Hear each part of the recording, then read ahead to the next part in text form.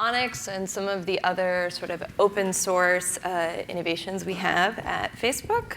And so today I'm going to talk a little bit about AI research at Facebook, what it is, how it works, the open source tools that we're producing, how we use some of these tools to take our research from ideas into production at scale, and then just talk a little bit about what we're developing for the future.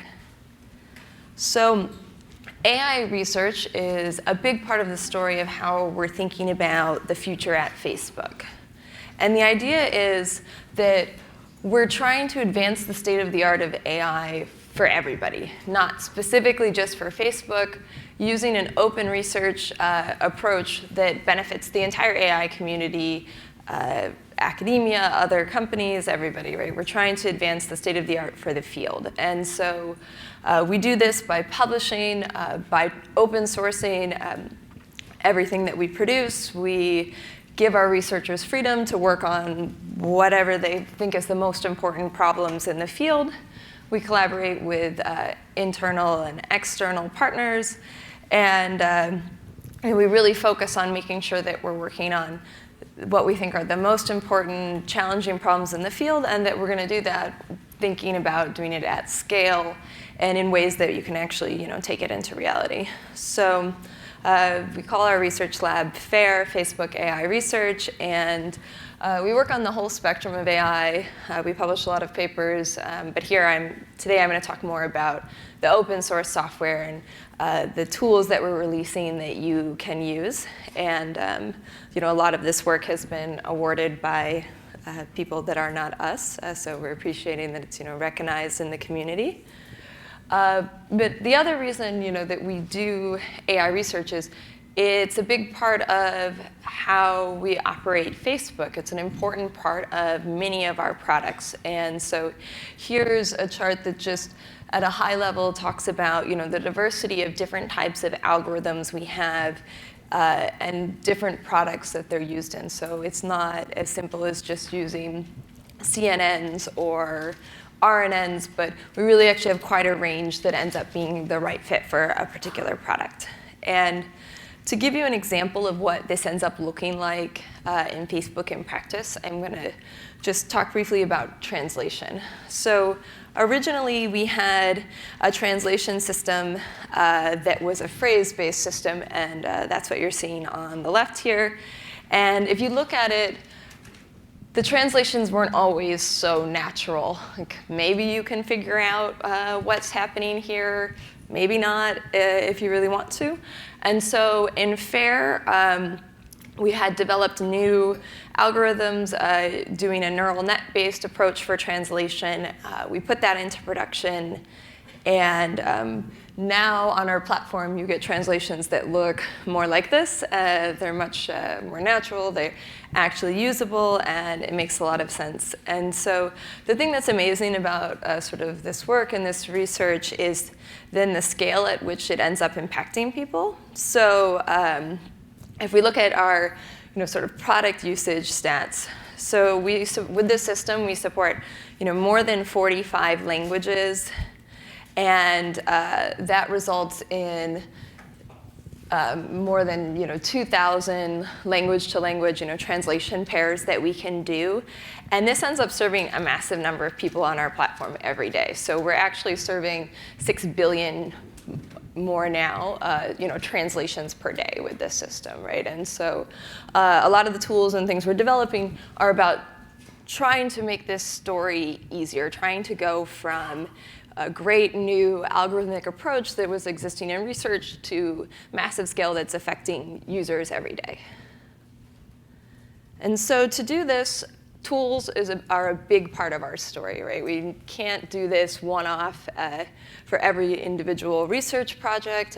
We can't hit scale without state-of-the-art tools that are very sophisticated. And so a lot of what we work on is tools, and we try to open source most of them. So we actually open source things at every single level of the stack. We open source some data, and we open source models.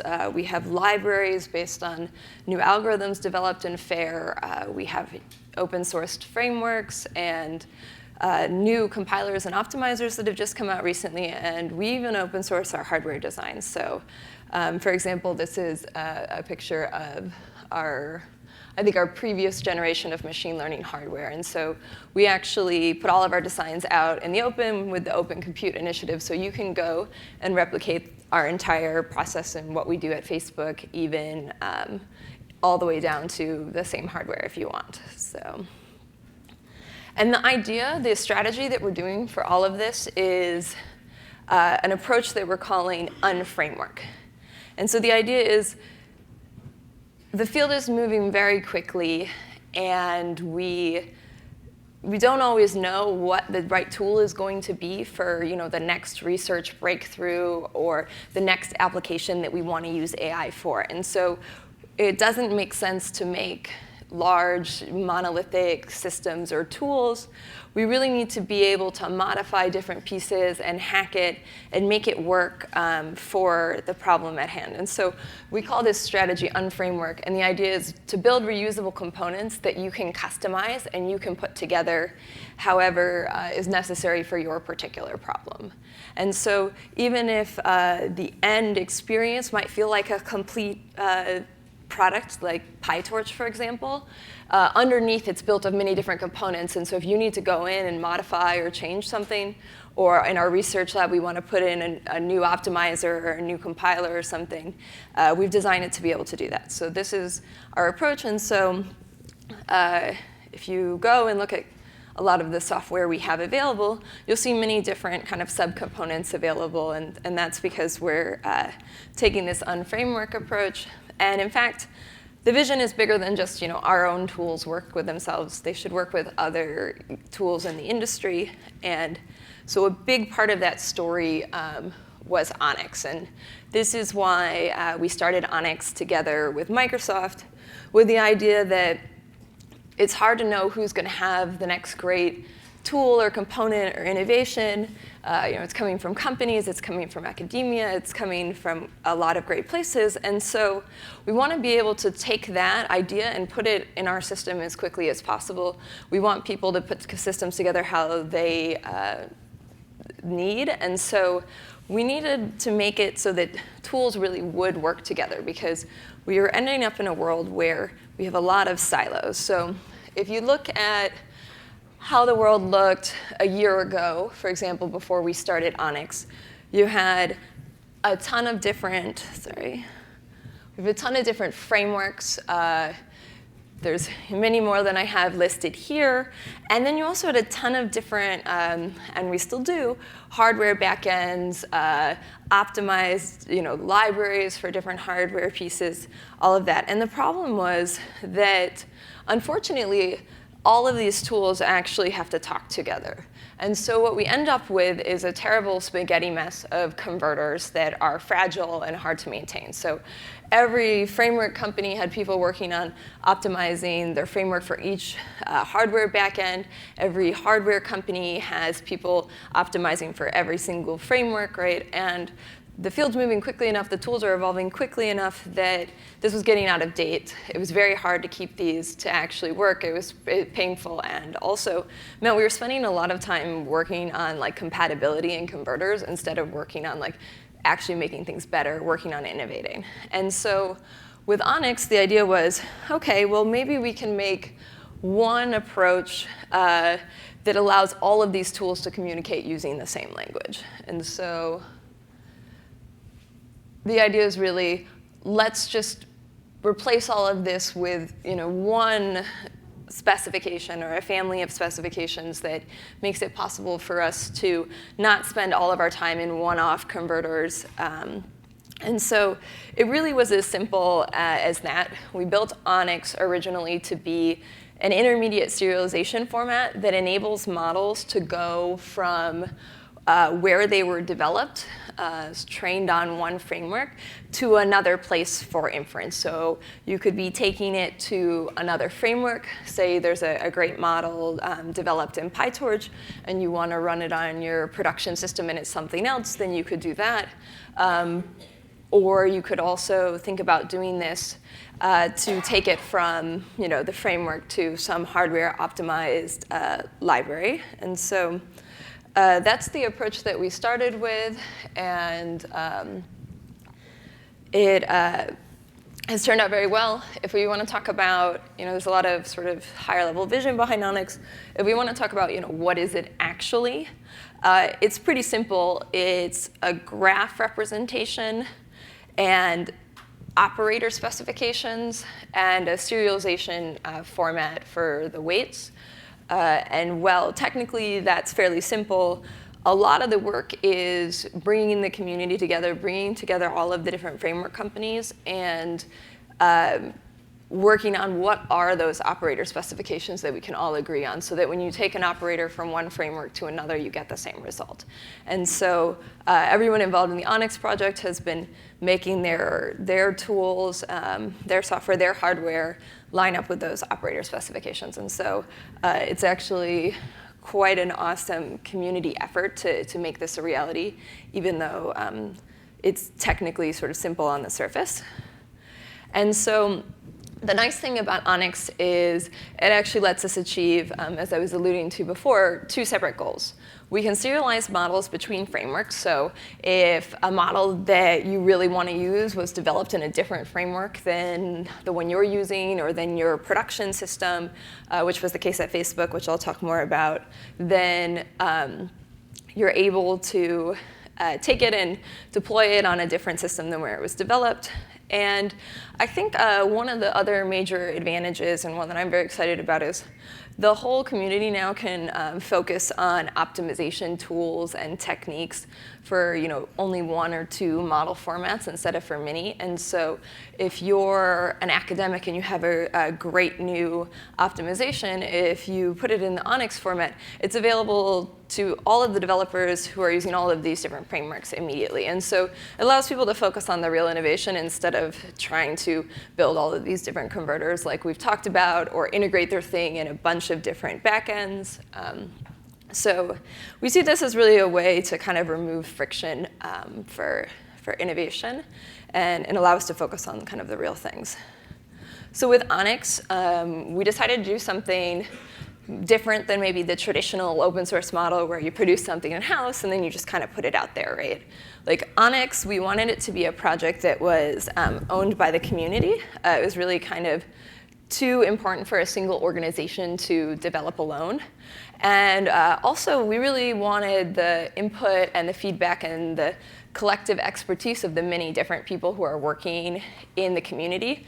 So when we launched ONNX, if you've been following it from the beginning, it was maybe more of an idea than a reality. We had a simple specification out there. It would do some things, right? But it was very, very early stage, and it was really a call to the community to say, let's unite around this, and together let's build this, rather than having one or two, or several companies create some standard for the community. And so we've been pretty excited about how that approach has turned out. And I think the other thing sort of to talk about with that is there's obviously tons of standards efforts out there.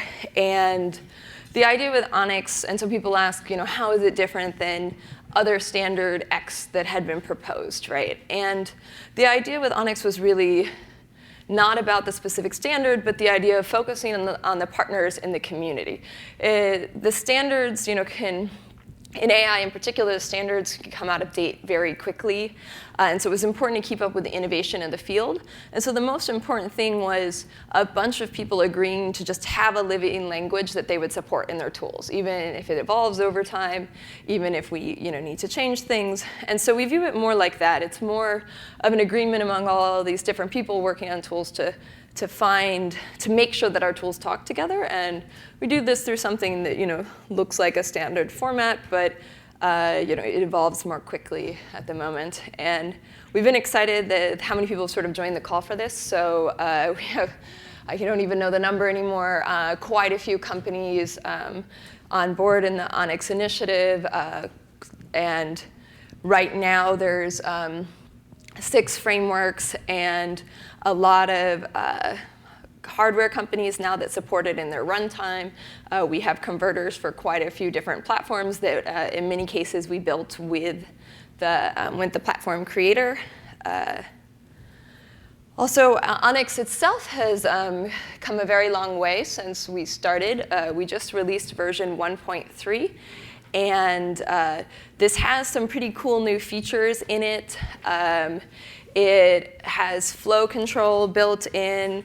It has support for functions. It has support for a C backend. And it has new version sort of conversion tooling.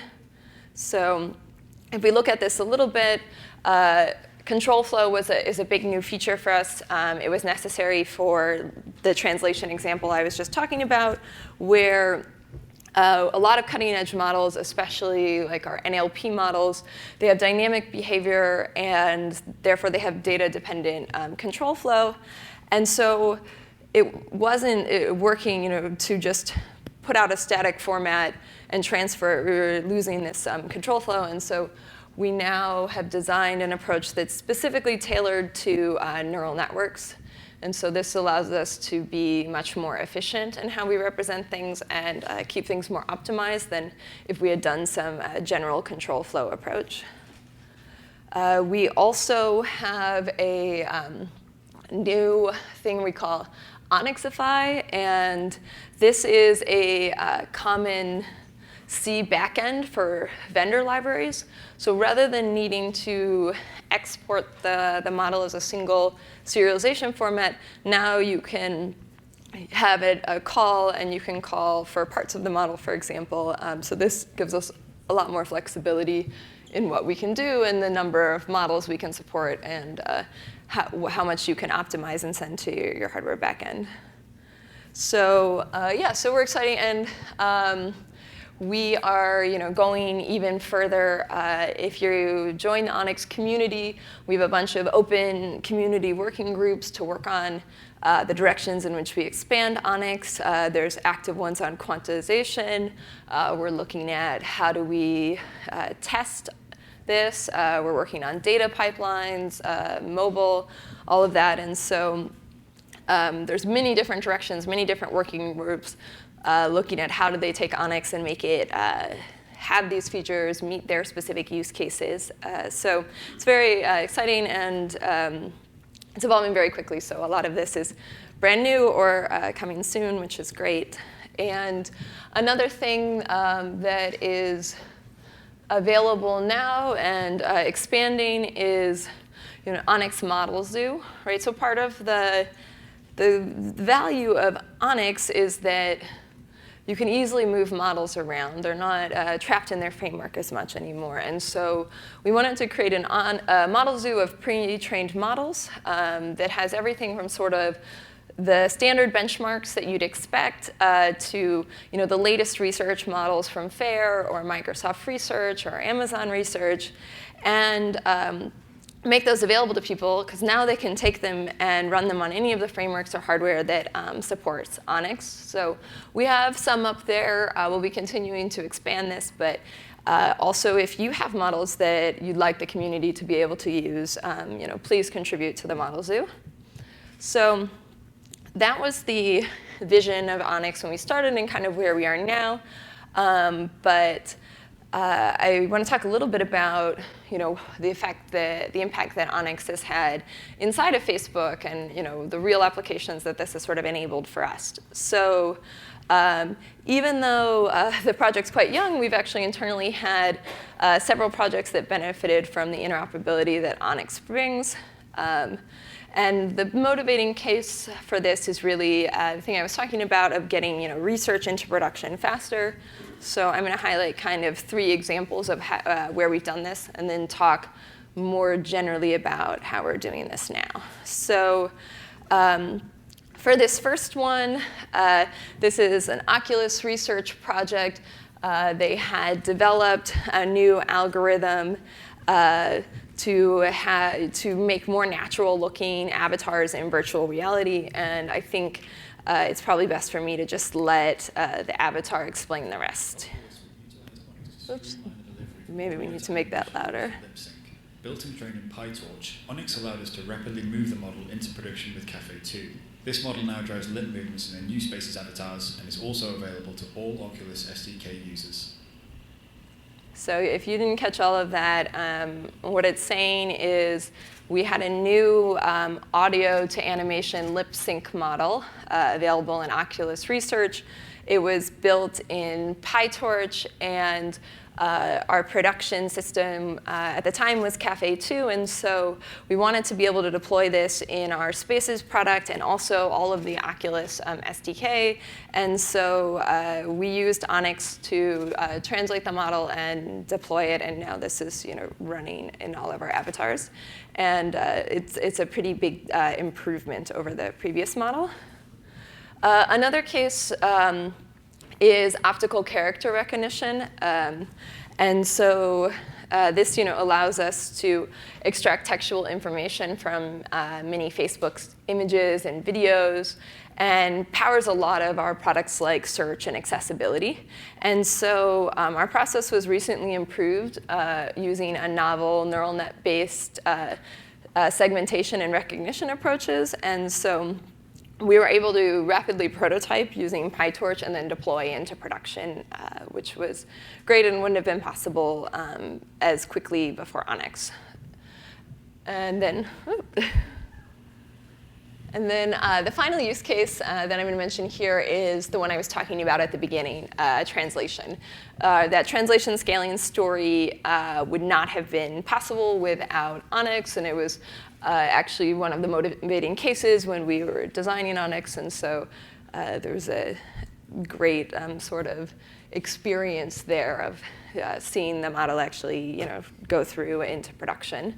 And so what I want to say here, before I talk a little bit more about research to production at Facebook, is ONNX, if it's not been clear from my talk already, is a community project. And so it's not something that one company can do alone or even a couple companies. So we really need the community involved. So absolutely, we do everything on the GitHub. It's all open. You can see the latest version, the latest discussions there. So definitely get involved and contribute.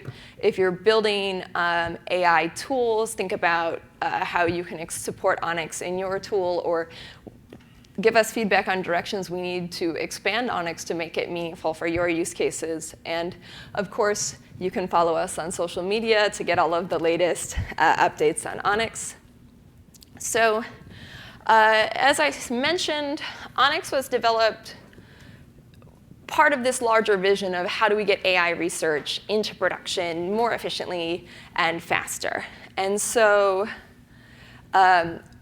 before, early in 2017, when we started looking at this, inside of Facebook, we had a problem. We had PyTorch, which had just come out and turned out to be like a fantastic way to rapidly prototype models. It was more expressive, which meant that we could represent certain types of research that were very difficult in more traditional frameworks. And so all of a sudden, there was pretty much a sea change where a huge percentage of our researchers moved over to doing a lot of work in PyTorch. And so a lot of our breakthroughs were existing in PyTorch.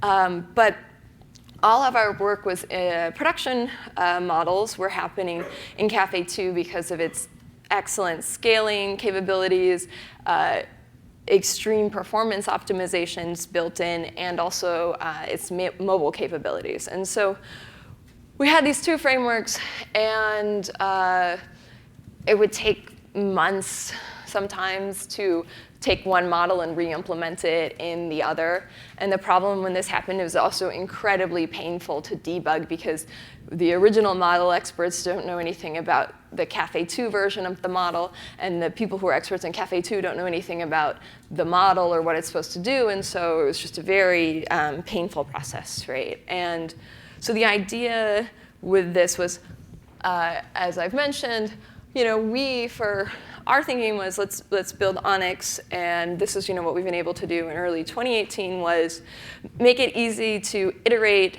and go from PyTorch, transfer into Onyx, and then transfer models to Caffe2. The problem is that this is still a three-step process, and you have to transfer a full model. And so where we've gone internally even farther is, let me see, sorry, these animations is, we have PyTorch, we have Onyx, we have Caffe2, and we've brought them all together inside of PyTorch 1.0 that we announced in May. And so we're using all of the capabilities of Onyx, but we're using them inside the framework with this Onyxify API so that now you can go from research to production still within one framework if you want. So this has been a big step forward for us. And all of that is also open sourced. You can go and see the development. And I'm going to talk a little bit about what that is, but also there's a talk tomorrow about this. So one of the reasons that we've brought it together in a single framework is because we wanted to bridge the imperative and declarative worlds, right? PyTorch is this imperative approach, which is the program itself defines the model. Traditional frameworks, the model is defined as a graph. And there's some huge benefits to both of them, but also some downsides to both of them. And so we wanted to see if we can kind of seamlessly move between one to the other as we're growing. And so it looks like this. PyTorch is this defined by run model where here's the program. If you ran this program while it's running, it basically produces a graph that looks like this. And then we would put an Onyx export statement in before, and now you could export that model and you could go run it somewhere else. In the past, there was this challenge of the control flow. It might not be captured properly. Now, for some types of models, we can in the newest version of Onyx. But also, what we wanted to do is put it together in PyTorch 1.0 and no longer have to do the export. And so what you see on the left here is sort of earlier examples of keywords we have that allow you to say, export just one part of the model and say, this part is ready to be optimized and production scaled. And this other part, or this Python program pieces, you can still keep running in Python. And so this gives us a lot more flexibility, and we can optimize things incrementally over time as opposed to having it happen at once. And as I mentioned, my colleague is going to talk about this, I think, at 11 a.m. tomorrow. So if you want to know lots more details about PyTorch 1.0 and what we're doing with that, Joe is going to talk to that. So I definitely encourage that you go there.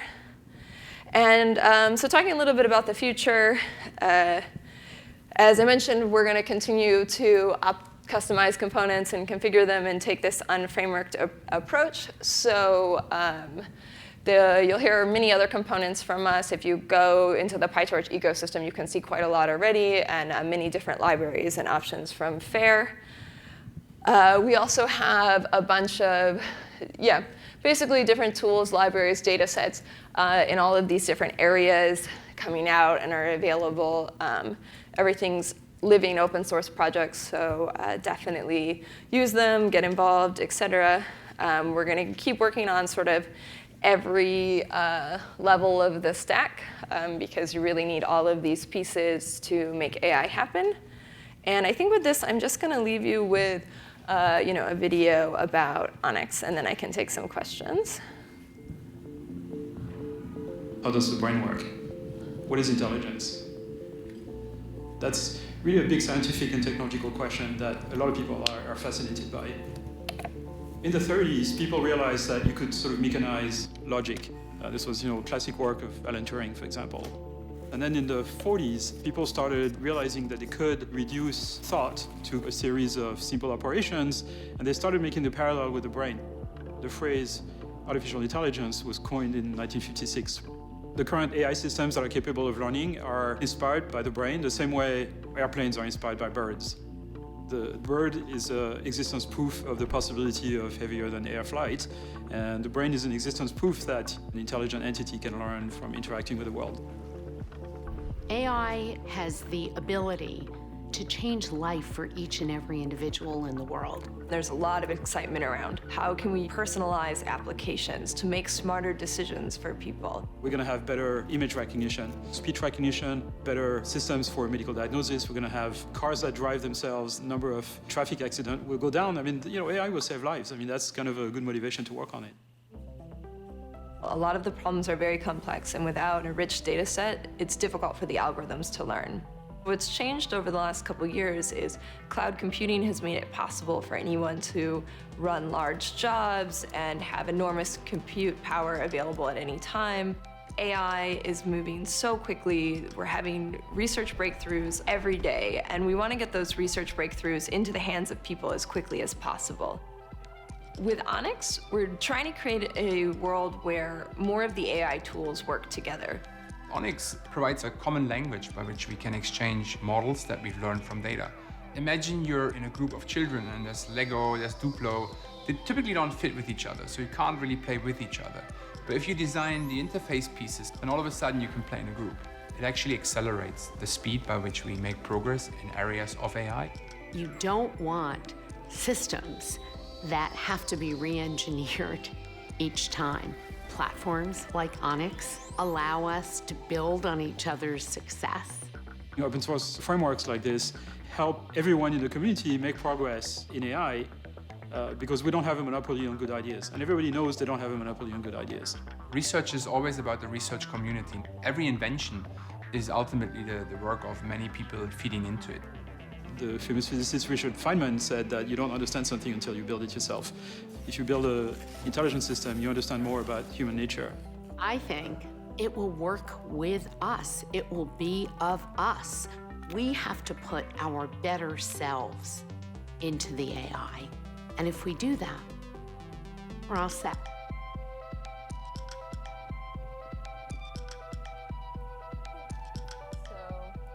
Hopefully, if I didn't convince you, Jan LeCun convinced you that it's important for us to, work together and have a vibrant sort of open source and open research community. And so with that, I'm happy to take any questions people have about Onyx.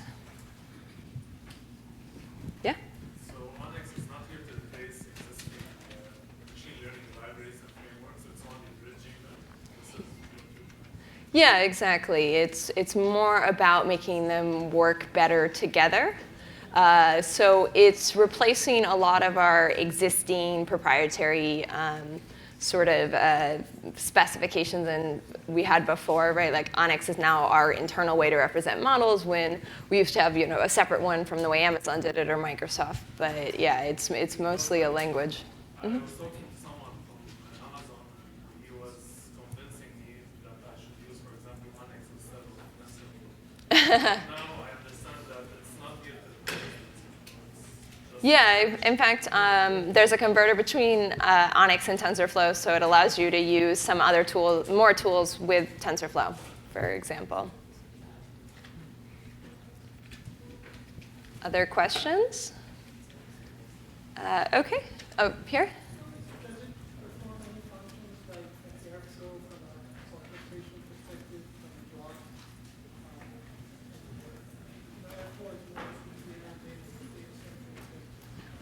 So people who are building libraries using the Onyx format will perform things like that, but the actual Onyx itself doesn't do any of that, right? And so if you go to the Onyx community, you will see other projects that add some of these capabilities to Onyx that are open source, right? A lot of us, Onyx was the first step, and then we really wanted to build, an optimization library that used Onyx or something. So a lot of the work is now these components that are using Onyx.